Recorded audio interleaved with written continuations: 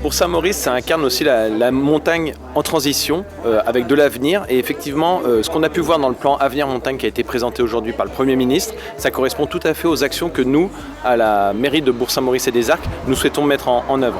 Améliorer les mobilités, traiter le problème des lits froids, tout autant de problématiques qui vont permettre d'amener la montagne vers un nouvel avenir. Alors, une visite dans Bourg-Saint-Maurice, c'est une première pour un Premier ministre?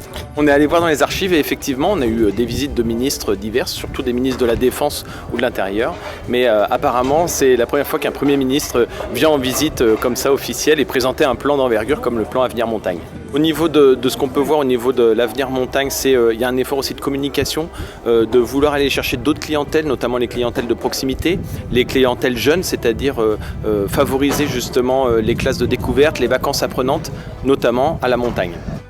Donc en termes d'initiative, oui, c'est effectivement le vélo, notamment le vélo électrique qui est vraiment maintenant un atout majeur pour nos destinations, puisqu'effectivement auparavant le vélo était quelque chose d'assez élitiste en montagne avec des dénivelés importants. Le vélo électrique permet vraiment de vulgariser, de démocratiser la pratique et de prendre plaisir aussi à la descente. On le voit maintenant avec des VTT électriques double suspendus qui permettent vraiment d'aller dans tous les chemins.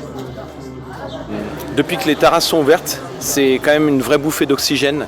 Dans la ville, on le voit, on a une ville vivante avec des gens qui se baladent. Le fait que les commerces rouvrent, c'est vraiment une très très bonne nouvelle. En plus avec une météo plutôt favorable ces derniers jours, heureusement.